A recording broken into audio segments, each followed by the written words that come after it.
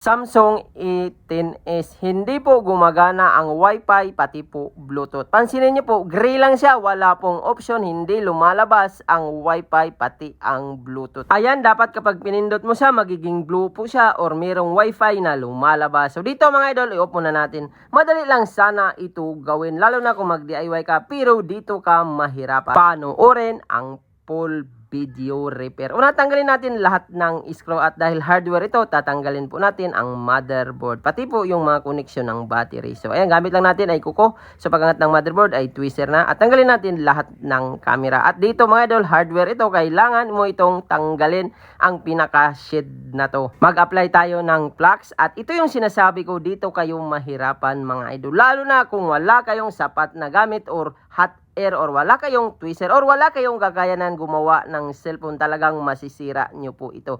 Dito nga ako mga idol, nahirapan din ako mag-angat ng bakal na to dahil kailangan po natin ingatan ang mga pyesa niya sa ilalim. Ayan, gumamit ako ng twister, gumamit ulit ako dito ng cutter blade dahil hindi ko maangat-angat or napakadelikado po nito. Kunting galaw mo lang yan at kapag nagtabingi ang mga pyesa sa ilalim, matik hindi nagagana ang Wi-Fi dahil na-damage mo ang mga pyesa. So ayan, hindi na lang natin itanggalin itong shade. So pwede nyo na po itagilid nyo lang at mag-apply ka ng flux. Initan nyo po itong kulay itim na kwadrado na pyesa. Yan po ang tinatawag na Wi-Fi IC. Reheat nyo lang po yan mga idol, kahit mild lang, okay na. Sa mga ganitong unit, A10s, pwede mo lang siya i-reheat kahit hindi mo na siya palitan. Talagang back to normal na siya, hindi na po babalik ang sira. Dahil ang shade na tinanggal natin, wala po siyang butas or walang exhaust. Kaya katagalan, masisira ang pinaka Wi-Fi. Hindi na mag-on, mag-green na lang. At kapag nagawa mo na to, hindi na po babalik ang sira. At pagbalik mo nitong shade na to, wag nyo na po siyang ilagay ng maayos off-roading, iangat nyo po ang gilid niya para merong exhaust. At ayan, after po natin ginawa ang method ko, so madalas dito mga idol sa ganitong unit, apply nyo lang po ang ginawa ko, wala pong back job. Hindi kagaya ng ibang mga unit na kailangan talaga palitan, lalo na kung nag-iinit na or walang